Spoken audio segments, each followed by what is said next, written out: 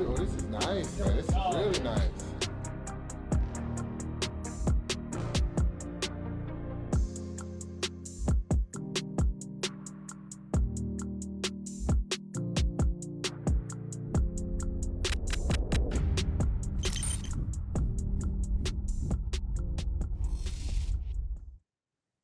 Well, that is awesome to see. Welcome back to Brother from Another on a Tuesday.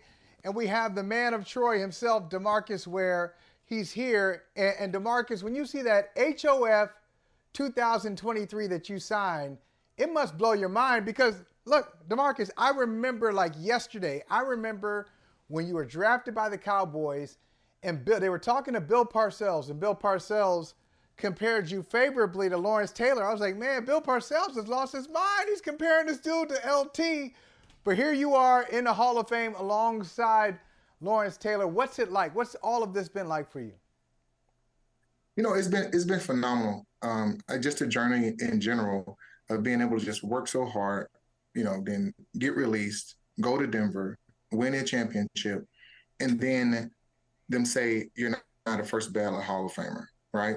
And then I'm like, okay, when am I going to make it? That's what I was thinking. And then once I got in, it felt like it was just like I was a first ballot Hall of Famer. It didn't matter. It didn't matter about the time. It mattered about the favor that God gave you. It was a perfect opportunity. So, I mean, it's still surreal. I can't even fathom it because it wasn't a dream. You can't dream of making the Hall of Fame. You can dream of making, Defensive Player of the Year, win the Super Bowl, so on and so forth. But you can't say, I'm going to make the Hall of Fame. That's just favor that God wants to put in your life and say, hey, you etch your name in stone of the NFL crest, and we want your story to live forever in the world's history. You definitely belong in the Hall of Fame. And so congratulations on that. But talk about your decision to sing the national anthem in the Hall of Fame. Like that is a big deal, right? And to be able, obviously you've played in crowds of people before, but singing is a different type of situation. So what inspired you to do that? Actually, one of my former teammates, Demarcus Thomas, who used to sing it on the sideline, and I was like, I wonder how much pressure it is. And I got an opportunity to sing it, to bring out really the beginning of the season at the Hall of Fame game. And I told myself, and I prayed for it. I had 6 months to prepare for this, right? And I told DT at the time when I was praying, I said, dude, you gonna feel this. And when I got out there, I really couldn't breathe. Like, seriously, I couldn't breathe.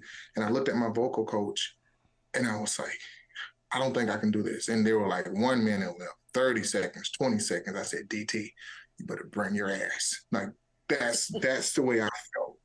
And all of a sudden, I looked straight ahead and I saw, I don't know what it was, but it was like some fresh air, like right in front of me. I just started singing the song.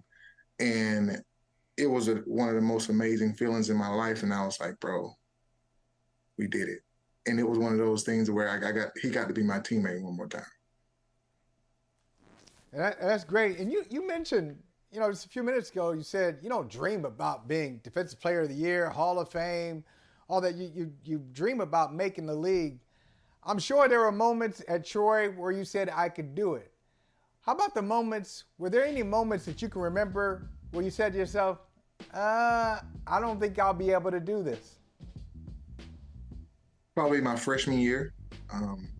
There was a couple of times when I wanted to go back home. I did go back home, and I told that story in my Hall of Fame speech where I went to a party, I went back home, and, a gun was right there to my head, and it changed my life. And God gave me another opportunity to say, hey, you can. And once that happened, I really just took it as serious as possible from, grades all the way to playing the sport, and was able to get drafted. And I said, if you open that door for me in the NFL, I promise you, I'm not going to let you down. If you let me prepare for 60 days, I'm going to let you take over on the 7th to let people know that you are a bad mamma jamma. And he sure did that. I I love that. In addition to the Hall of Fame, you're also in the Ring of Honor. So you are just getting all of your flowers and deservingly so. So how does that make you feel thus far? Um, it's almost as you prepared so much in your life for so many things, and you're finally getting the recognition for it because it's your time. And with the Ring of Honor, I remember just going into the stadium and seeing all these names and saying, "Hey, I'm not going to let you guys down because it's a great team, great organization. I want to etch my name in stone." Of the Dallas Cowboys did the same thing, in the second stadium he built here in Arlington. And now, I don't know exactly when it's going to be this year. My name is going to be up there with those guys, and I think that's going to be one of the most surreal feelings because I played so many games in that stadium. And finally, you see your name up there, and you get to electrify the fans like one more time in one of the coolest moments ever. And I'm not just saying this because you played for the Cowboys. I didn't grow up a Cowboys fan. All right, so I'm not trying to, just say all these flowery things about the Cowboys. But truly, if I needed to name like the 5 or 6 most important organizations in the NFL, the Cowboys are clearly in there. You got a lot of Cowboys lovers, a lot of Cowboys haters too. Can you give us a sense of what it was like to put on the Cowboys helmet, to say, I play for the Dallas Cowboys? I'm sure there's something that you've experienced that we don't understand. So help us understand what's it like to say, hey, DeMarcus Ware, Dallas Cowboys. I think about it like this. The more favor God puts in your life, the more that the devil tries to tear it down. And it's the same thing. The more that you're liked as a Dallas Cowboy fan for the Dallas Cowboys, you have more haters. But at the end of the day, if your haters say, I hated you so much when you played against us, but man, I love you because of the person that you are, that's what it's about. And I think that's one of the coolest things playing for the Dallas Cowboys. We had a lot of fans that did hate us, but a lot of fans that loved us at the same time. But none of it really mattered because at the end of the day, I was just being me and just playing and did what I did. So you went from the Cowboys, obviously, and then you won a championship with the Broncos, which it feels like they're, I don't want to say a direct contrast, but obviously Cowboys are known as America's team. And then the Broncos feel like they're a team that, fan bases typically love. So how would you describe your time in Denver? We know that you went into the Hall of Fame as a Cowboy, but you obviously won a championship in Denver. Mm-hmm.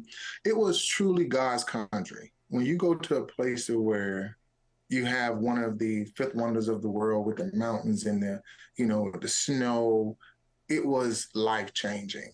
And that's why they say, Dallas Cowboys is America's team, but the Denver Broncos and the Colorado, that's God's country. So those things go hand in hand for me. So I got to experience 2 of the best organizations, that the NFL had to offer. And that was such a huge blessing because I got to see, such amazing things up there in Denver. I think about your game, DeMarcus, and all the things you were able to do. Always from day one, displayed a gift and a knack for getting to the quarterback. And you're the number 1 sack leader in Cowboys history. But I'm wondering, what would your approach be now? You look at some of the guys in the league. Chris Jones, they got a game coming up in a couple of days, and they're not paying him. They're not saying the number he wants to hear, so he's holding out. Nick Bosa, Defensive Player of the Year last year, he's holding out. San Francisco says, we're going to come to a deal, but there's no deal. How do you look at their Brian situations Burns as well? Brian Burns as well in Carolina. Brian Burns. Brian Burns, another one. Brian Burns, yep. Carolina Panthers. Yep. How do you look at those situations now that you're on the outside looking in and looking at these guys who are trying to do what you did and trying to get to where you are? What would you say to them, and how would you advise them? Yeah, with those guys, it's a brutal sport. And it's a really, really short period of time. I played for 12 years, but it still felt like it was short. So you got to make business decisions and make sure you get your work, because now those pass rushers are becoming like the Michael Jordans.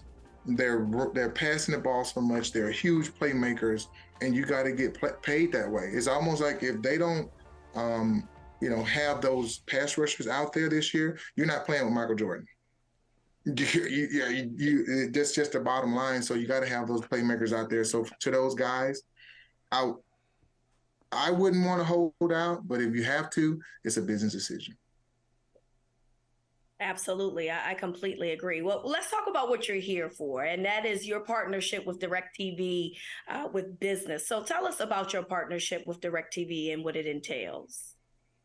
Yeah, I mean, it's DirecTV for business, and Everpast Media. They really just teamed up. DirecTV's been doing this for over 30 years now, and so they're like the ultimate destination for NFL fans. When you go into any business, any restaurant, you want to have the NFL Sunday Ticket on, and really just bringing even more awareness to people that, we've been doing this for a long time. Now we're trying to really just hit the masses of thousands of people, because when you usually think about the NFL Sunday Ticket, you think about residents. But no. We want to go bigger, and we're going bigger, and we're hitting the restaurants, the bars, and, just bringing that tailgate factor to football Sunday that's coming up soon.